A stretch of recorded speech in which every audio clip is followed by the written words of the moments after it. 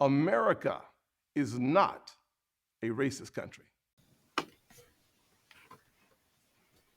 Ladies and gentlemen, some of you might remember when Jeff Sessions was the Attorney General, he wanted to bring back civil forfeiture. This is a practice of legalized stealing. That's what it is. See, if you and I go out and steal, we go to jail. All they do is write laws to legalize the stealing, and then they steal. And the victims often, ladies and gentlemen, are majority Black, as you can see on this chart for civil forfeiture. The city of Philadelphia, they are now fighting this because all a police officer got to do is accuse you of a crime. You don't have to necessarily do the crime. Just the accusation alone, you can get your home taken away, your car, your bank account, any cash you got on you, and you don't get it back, even when they found out you didn't commit a crime. So this came out on Yahoo News, October 21st, 2021. Survey Philly Civil Forfeiture Program targeted Black residents. And see, they want to do these things to us, but when you call them what they are, racist, and the action is racist, then they get mad and don't want to be called that. Although you're doing something that's clearly disproportionately impacting Black people. You are coming up with a legalized way to steal. That's all that, I mean, that's all it is. So this survey was done and it shed light on the Philly civil asset forfeiture program disproportionately targeted Black residents before it was reformed 3 years ago. So the program seized property from the majority of the people who were never found guilty. You know, so much for, oh, Black people commit all the crimes, they commit the crime. It's amazing how there is high amounts of lying on police reports, and now you see accusations were made against Black citizens of a crime, and turned out there was no crime, but they got their assets taken away from them. They said there was not one Black person they accused of a crime in the city of Philadelphia where they use civil forfeiture actually did the crime. Not one. Not one. That's why I don't listen to you. So, not one was ever found of any wrongdoing in years leading up to 2018, the Institute for Justice found. Why it matters? Because Philadelphia was historically a hotspot for civil forfeiture, with police and the district attorney's office aggressively seizing cash, Black cash, cars, and homes. University of Pennsylvania legal expert Louis Rowley told Axios the people most affected by civil forfeiture were poor. They were in communities of color. I know, they mean Black community, okay? But this is in the article. And they were most vulnerable in our city, who could least afford to lose their property. Yeah, but y'all don't care. See, as long as it's happening to us, nobody cares. How it works: civil forfeiture laws allow police and prosecutors to seize and generate revenue from property they allege is involved in a crime, even if a suspect is never arrested or convicted. Does that even sound right? This is why we tell y'all your system is rigged, because it really is. The Institute surveyed 407 victims who were among 30,000 caught up in the city's program between 2012 and 2018. The survey found about 1 in 4 people were eventually found guilty of wrongdoing, and 69% had their assets seized through the forfeiture program forever. So they had no chance of getting it back. More than half of the city's forfeitures between 2012 and 2018 were predominantly Black. In neighborhoods, they said there were 4 neighborhoods in North Philadelphia zip codes, according to the report. Median income below 30,000. Yeah, because you don't have the money to get your property back. Many of these people are what you would classify the working poor. So they wouldn't even legally have the money to fight something like this with the city.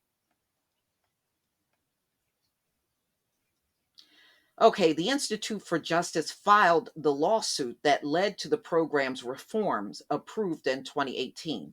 Those reforms officially took effect this past January through a consent decree from Robert Frommer, senior attorney at the Institute.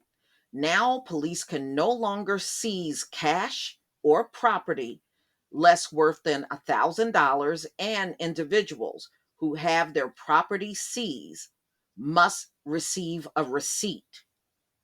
The city also set up a $3 million fund to people who had their property unfairly seized or never returned.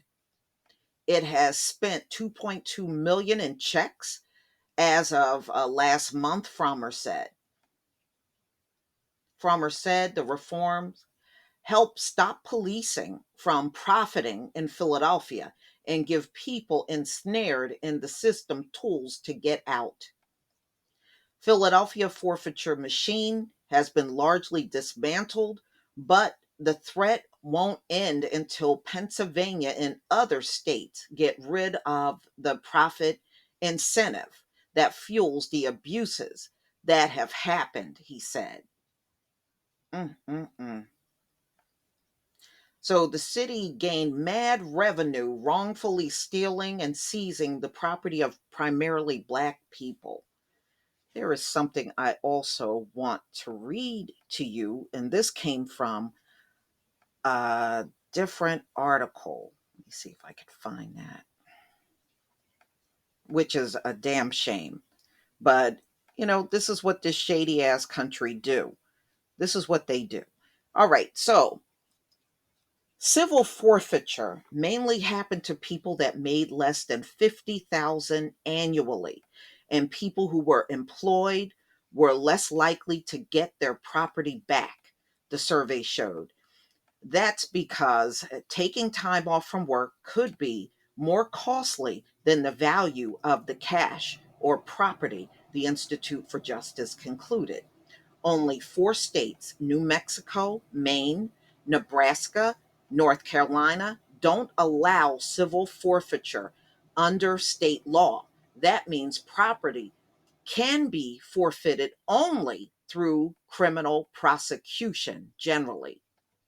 If the property is the proceeds of a crime or was used to commit one, that happens after a conviction, raising the standard of proof to guilty beyond a reasonable doubt. Yeah, but you can't do that when it comes down to Black folks, because they'll pin a crime on you, claim you did it, have no evidence, and throw you in jail for decades.